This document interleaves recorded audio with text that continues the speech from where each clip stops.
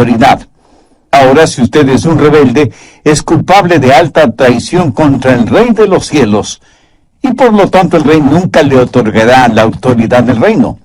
Pero cuando usted se somete a la autoridad de Dios, Él le dará increíble autoridad. Pero no solo debe estar bajo la autoridad del señorío de Cristo, sino también bajo la autoritaria palabra de Dios, la Biblia. Porque cuando la Biblia habla, es Dios quien habla.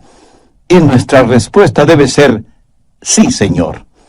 Así que tenemos no solo al Señor de la palabra, sino también la palabra del Señor, y nos ponemos bajo la autoridad de ambos. Pero hay otra autoridad a la que necesitamos someternos, y esa es la autoridad del Espíritu Santo. Algunos piensan que el Espíritu Santo no es una persona con autoridad, pero le aseguro que el Espíritu Santo tiene autoridad para regir y gobernar en nuestras vidas. ¿Cómo llega a nosotros la autoridad de nuestro soberano Señor y la autoridad de las Sagradas Escrituras? Pues mediante el Espíritu Santo. Ahora escuche, Jesús es nuestro abogado delante del Padre, pero el Espíritu Santo es el abogado a nosotros.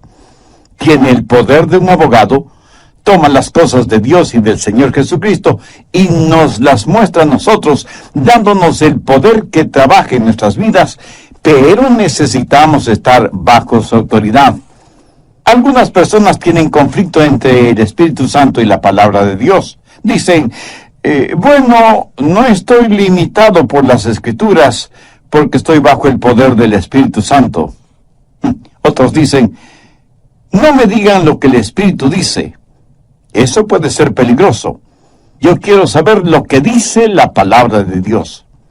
Bueno, eso es un conflicto artificial porque fue el Espíritu Santo quien escribió las Escrituras y es Él quien las interpreta. No tenemos que escoger o el Espíritu Santo o las Escrituras. Es el Espíritu Santo y las Escrituras. Cuando el Espíritu Santo de Dios toma las Escrituras y las interpreta en nuestros corazones, aprendemos cómo vivir bajo la autoridad del reino. Romanos 5, los versos del 1 al 5. Justificados pues por la fe tenemos paz para con Dios por medio de nuestro Señor Jesucristo, por quien también tenemos entrada por la fe a esta gracia en la cual estamos firmes y nos gloriamos en la esperanza de la gloria de Dios. Y no solo esto, sino que también nos gloriamos en las tribulaciones, sabiendo que la tribulación produce paciencia, y la paciencia prueba, y la prueba esperanza, y la esperanza no avergüenza, porque el amor de Dios ha sido derramado en nuestros corazones por el Espíritu Santo que nos fue dado. Quiero que note bien la última parte del verso 5, porque el amor de Dios ha sido derramado en nuestros corazones por el Espíritu Santo que nos fue dado. Significa que es el Espíritu Santo que toma las cosas de Dios para dárnoslas. Una de esas cosas es el amor de Dios demostrado en el Calvario. Ahora demos un pequeño salto hasta el verso 17.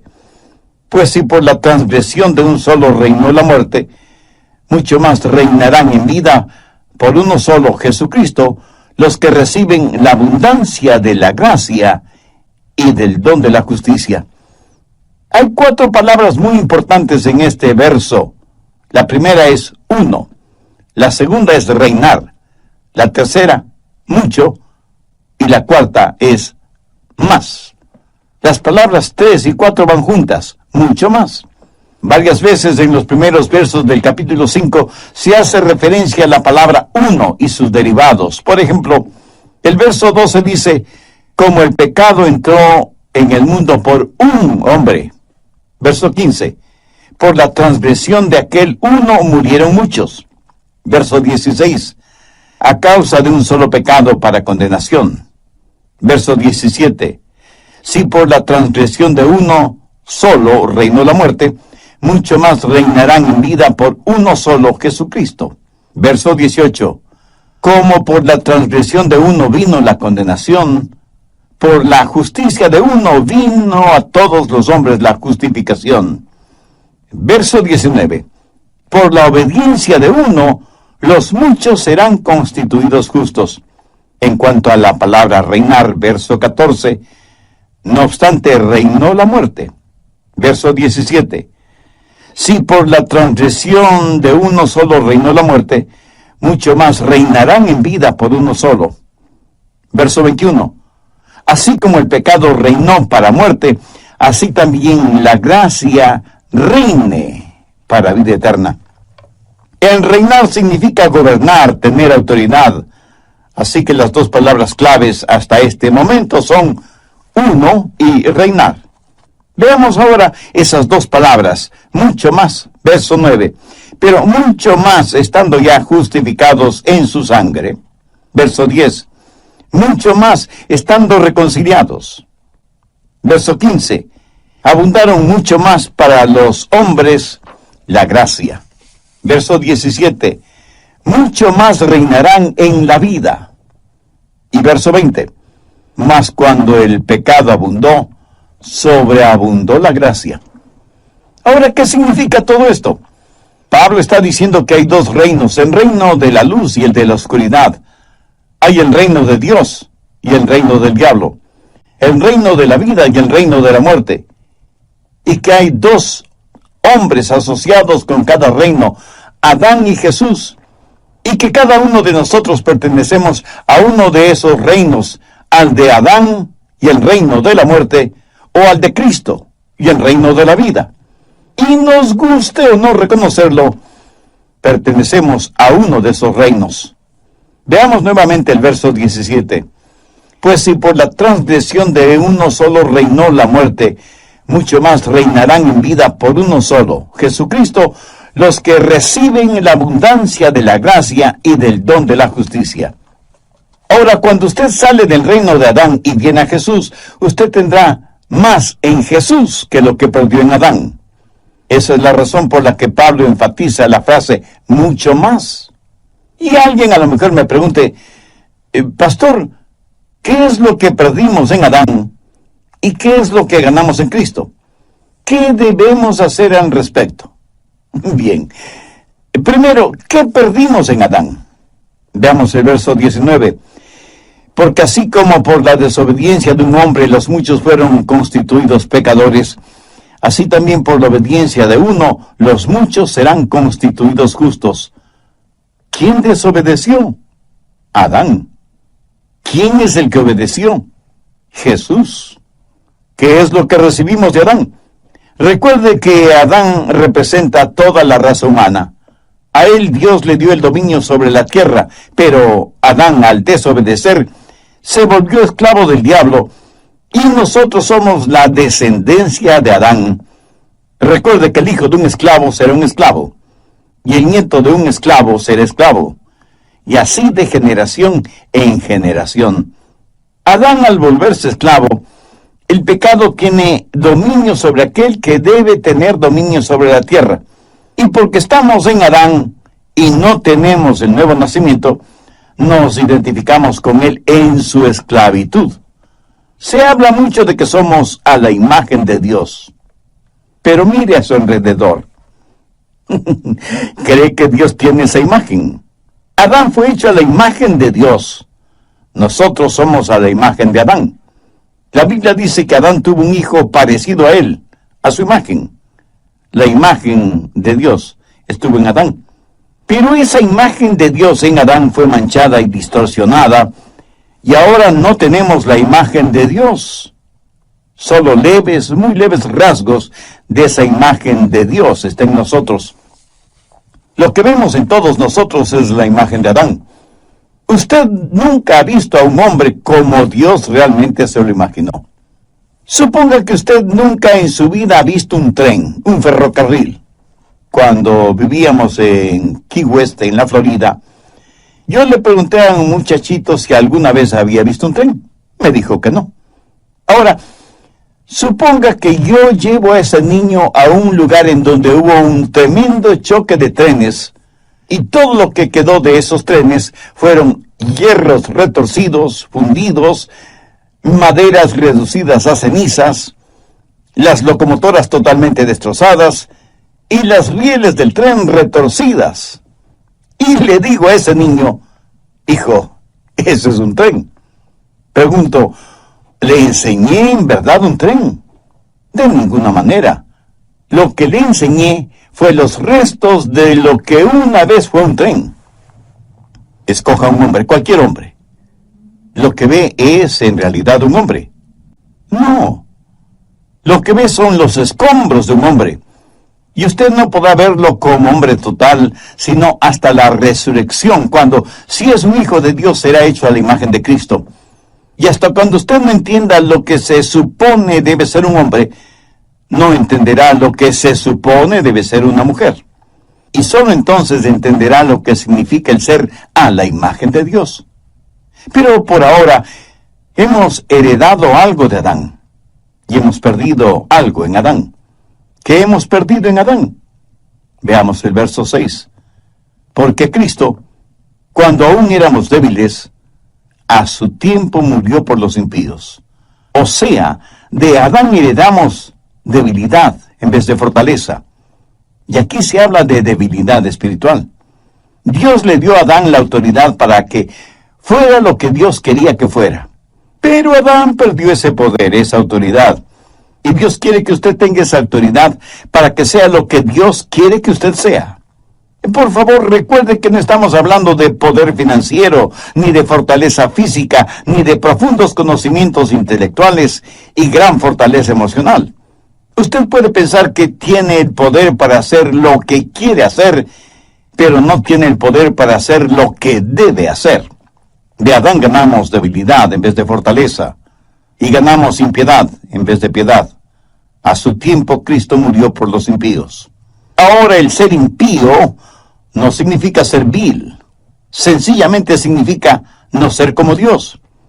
No significa que usted es un asesino, un violador, sino que usted desconoce lo que es la piedad, la bondad.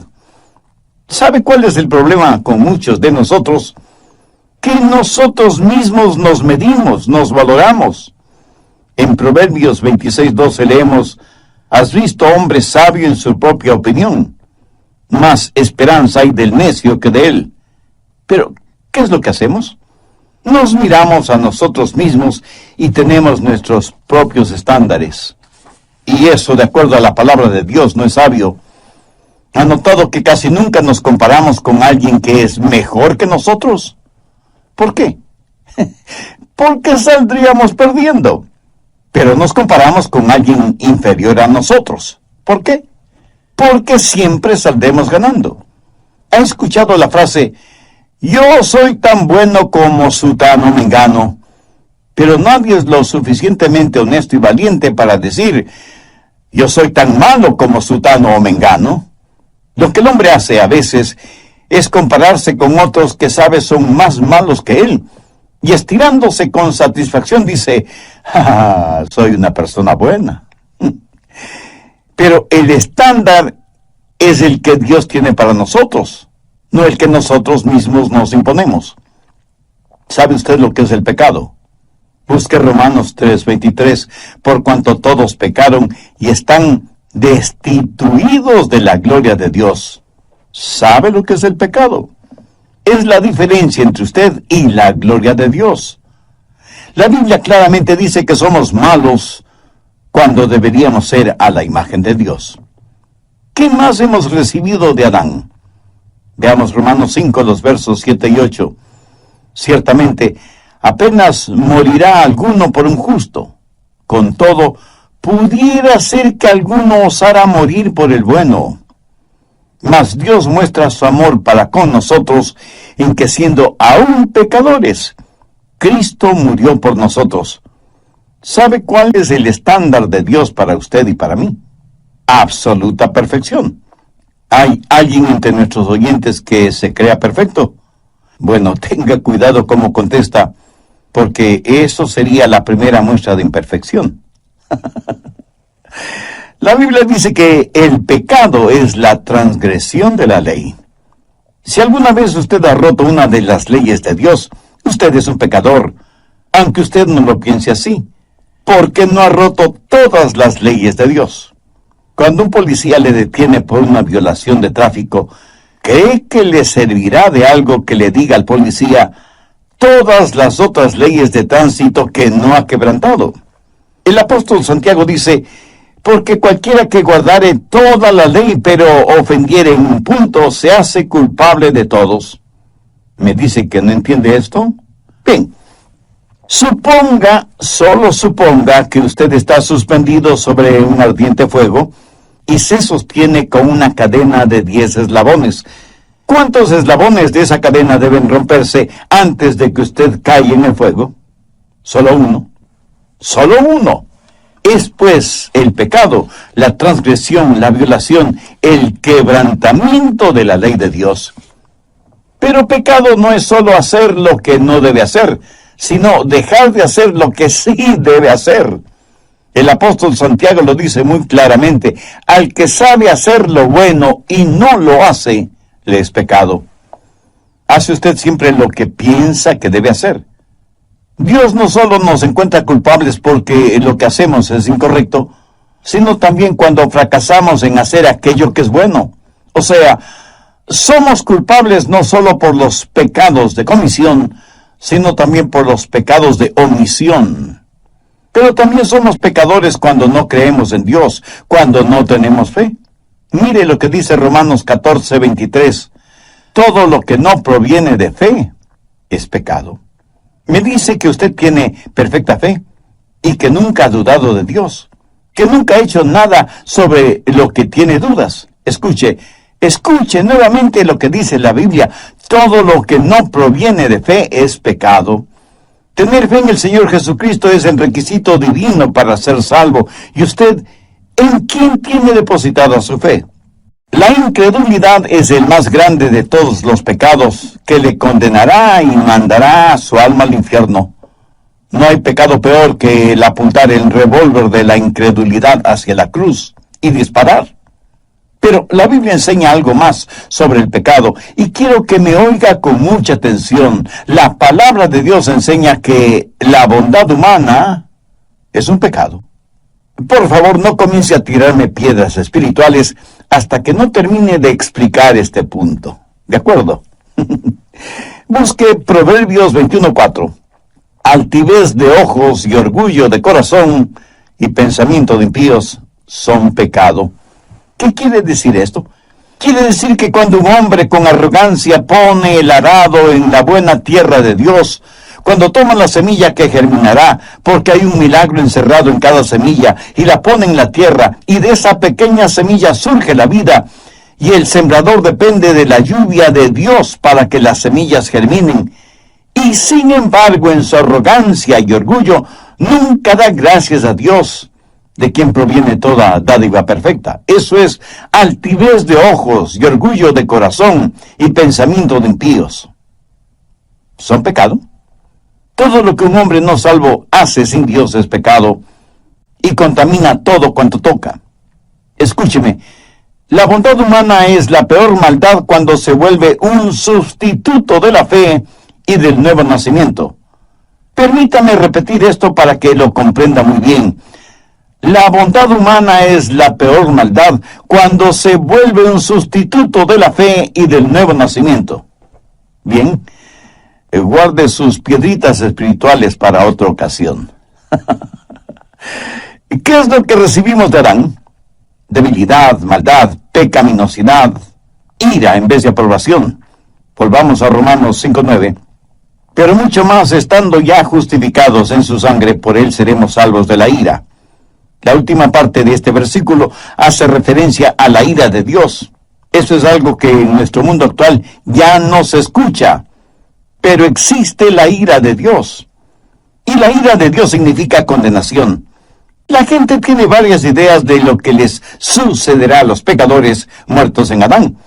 Pero la Biblia dice que en Adán todos mueren. La Biblia no enseña la reencarnación, ni que hay otras oportunidades de salvación después de la muerte. Tampoco enseña el aniquilamiento. O sea que usted cuando muere simplemente se desintegra. Y ahí termina todo. La Biblia tampoco enseña que la salvación es universal y que eventualmente todos los seres humanos serán salvos, sea que crean o no, sea que tengan fe o no. Desde ese punto de vista, hasta los más acérrimos ateos se salvarán, aunque no quieran ser salvos. En cambio, la Biblia sí enseña que si usted muere fuera de la hora redentora de Cristo, si muere como un hombre natural, si muere en Adán, con seguridad tendrá que enfrentar el justo juicio de Dios. Será procesado, encontrado culpable y condenado al infierno. Yo no sería un buen siervo de Dios, yo no sería un buen amigo suyo, si no le dijera estas cosas. ¿Qué más recibimos de Adán? Guerra en vez de paz. Mire el versículo 10. Porque si siendo enemigos fuimos reconciliados con Dios. ¿Sabía que si usted está en Adán es enemigo de Dios? ¿Sabe lo que es el pecado? Pecado es la más alta traición contra el Rey del cielo. Pecado es el puño cerrado en el rostro de Dios. Y si alguien me dice, pastor, yo no soy enemigo de Dios. Tal vez no sea salvo, pero no soy enemigo de Dios. Es cierto que no he entregado mi corazón a Cristo, pero no soy enemigo de Dios. Bueno, ¿qué es lo que Jesús tiene que decir al respecto? Busque Mateo 12:30. El que no es conmigo, contra mí es. Y el que conmigo no recoge, desparrama. Una de dos cosas. O está con Cristo, o está en contra de Cristo.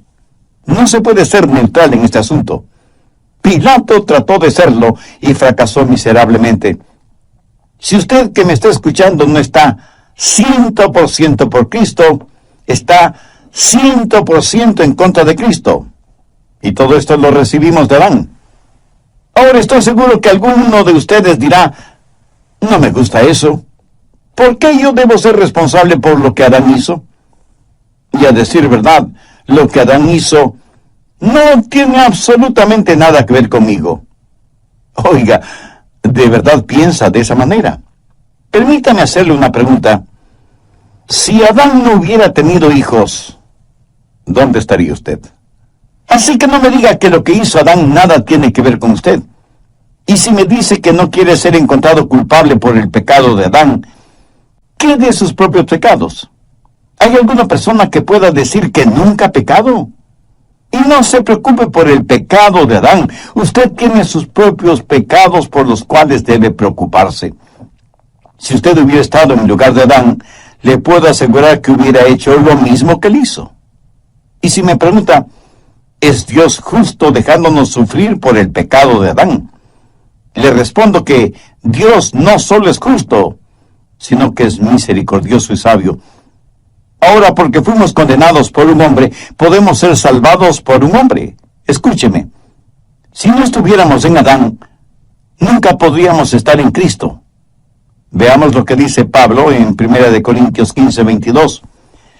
Porque así como en Adán todos mueren, también en Cristo todos serán vivificados. Hemos estado hablando de lo que perdimos en un hombre, Adán. Ahora veamos lo que ganamos en un otro hombre, Jesús, sabiendo que ganamos muchísimo más con Cristo que lo que perdimos con Adán. En primer lugar, hay mucho más de nuestra justificación. El verso 9 dice, pues mucho más estando ya justificados en su sangre, por él seremos salvos de la ira. Ahora, ¿qué significa ese mucho más? Que estamos positivamente justificados. Cuando pensemos en la cruz, debemos recordar tres palabras: justicia, misericordia y gracia. Justicia es Dios dándonos lo que merecemos, o sea, el juicio. Misericordia es Dios no dándonos lo que merecemos. Y gracia es Dios dándonos lo que no merecemos. Estas tres palabras las encontramos en el Calvario. Cuando mis pecados fueron puestos sobre el Señor Jesús, la justicia de Dios fue satisfecha. La culpa de mi pecado fue pagada totalmente. Por lo tanto, no tengo que enfrentar la ira de Dios, porque Él me protege con su misericordia. Pero entonces, cuando Él me justifica, me otorga su gracia.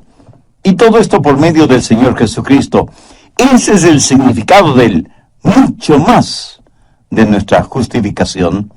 Ahora veamos el mucho más de nuestra reconciliación. En el verso 10, Porque si siendo enemigos fuimos reconciliados con Dios por la muerte de su Hijo, mucho más, estando reconciliados, seremos salvos por su vida. Cuando Jesús murió en la cruz, se dio por nosotros. Pero cuando envió al Espíritu Santo, se dio a sí mismo a nosotros.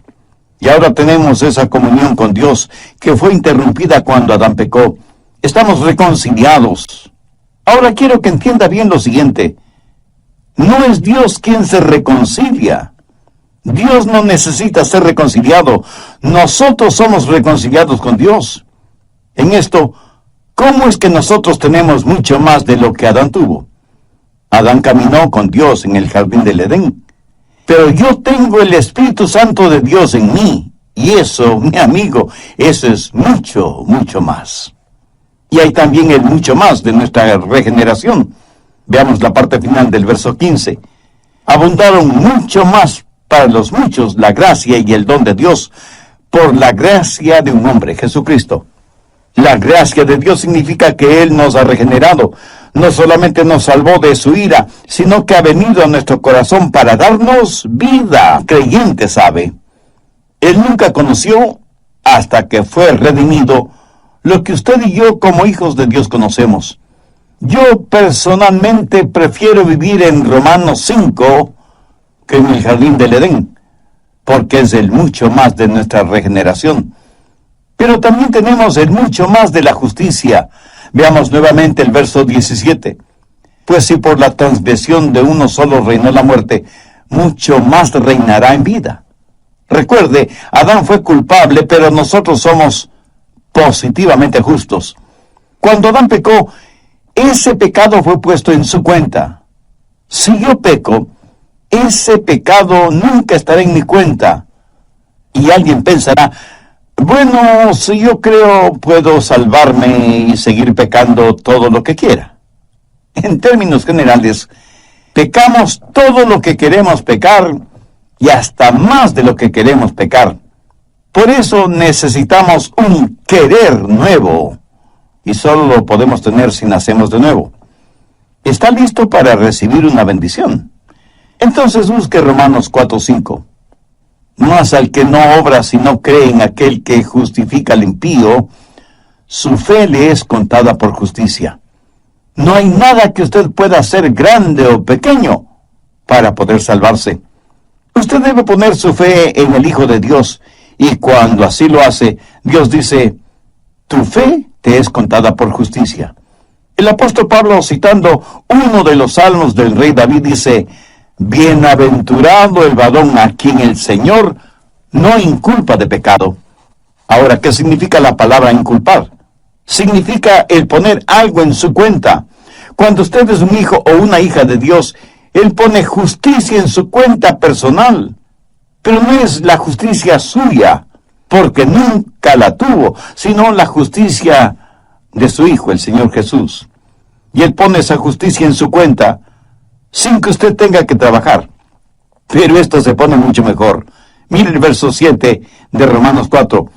Bienaventurados aquellos cuyas iniquidades son perdonadas y cuyos pecados son cubiertos. Sus pecados son enterrados en la tumba del olvido de Dios y nunca jamás serán sacados a la superficie. No solo que Dios perdona mis pecados, no solo cubre mis iniquidades, sino que Dios no me culpa de pecado.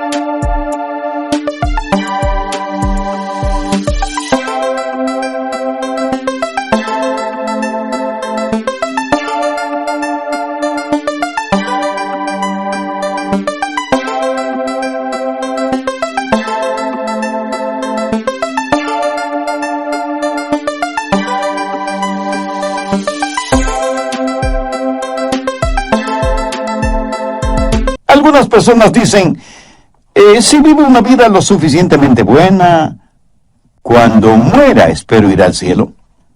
Bueno, lo más seguro es que no lo logrará porque no ha entendido lo que es el pecado. Yo no confiaría en los más excelentes 15 minutos de mi vida para ser salvo. Por eso me aferro a la promesa, bienaventurado el varón a quien el Señor no inculpa de pecado. Adán fue inculpado de pecado, pero usted, si es hijo de Dios, no podrá ser inculpado de pecado. Siempre tendremos mucho más, muchísimo más en el Señor Jesucristo que lo que perdimos en Adán. Pero aún hay algo más, y lo encontramos en Romanos 5, los versos 20 y 21. Pero la ley se introdujo para que el pecado abundase, mas cuando el pecado abundó, sobreabundó la gracia, para que así como el pecado reinó para muerte, así también la gracia reine por la justicia para vida eterna mediante Jesucristo, Señor nuestro. Ese es el mucho más de nuestro reino. Adán tuvo un reino terrenal. Nosotros tenemos un reino celestial. En Jesús hemos ganado lo que jamás nos hubiéramos imaginado ganar, lo que nunca hubiéramos podido ganar por nosotros mismos. Adán perdió su autoridad y el dominio que Dios le dio en el jardín del Edén. Adán se lo entregó voluntariamente a Satanás. Jesús vino a esta tierra, sufrió, padeció y murió sobre una cruz.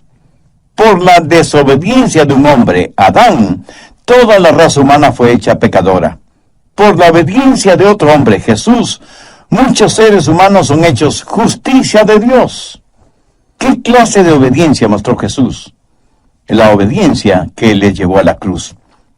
Él pagó la deuda que el pecado de Adán merecía. Él nos compró con su propia sangre. Nos sacó de nuestra bancarrota espiritual, moral y religiosa. Lo que se perdió por un hombre fue recobrado por otro hombre. Fue legalmente perdido y legalmente fue recobrado para ser entregado a nosotros. Y recibimos en Cristo mucho más de lo que perdimos en Adán. En Adán todos mueren. En Cristo todos serán vivificados. Quiero que se imagine usted yendo en un automóvil. Al intentar cruzar sobre los rieles del ferrocarril, el carro se detiene. Usted es el pasajero y otra persona va manejando. Y escuchan el pito del tren.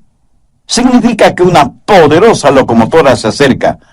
Usted goza de buena salud, es fuerte y atlético. Afloja el cinturón de seguridad y se apresta a abrir la puerta del automóvil. Ese instante usted tiene que hacer una decisión. Puede quedarse en el carro y morir con toda seguridad, o abrir la puerta, saltar del carro y vivir. Ahora, suponga que usted dice, no voy a tomar ninguna decisión. Entonces morirá, porque no tomar una decisión es en sí misma una decisión. Ahora escúcheme, está en Adán y no tuvo que decidir acerca de...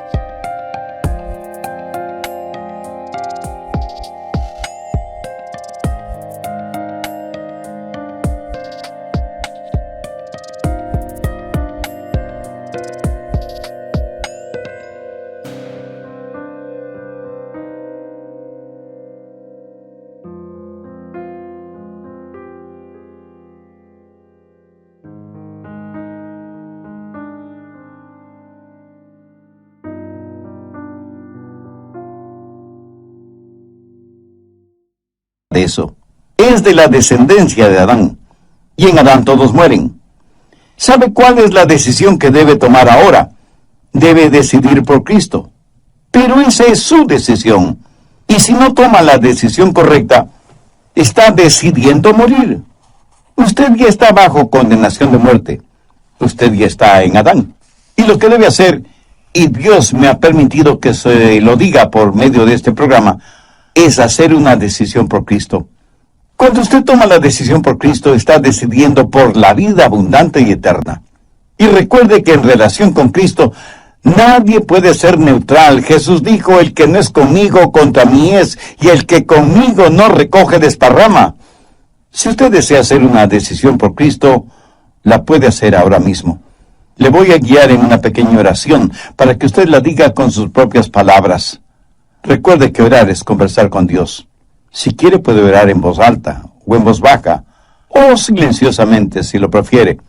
A Dios no le impresionamos ni por el volumen de nuestra voz, ni por el dominio gramatical del idioma. Sencillamente diga, querido Dios, me acerco a ti, reconociéndome pecador y perdido, necesitado de tu perdón y guía. No vengo en busca de tu juicio, sino de tu gracia.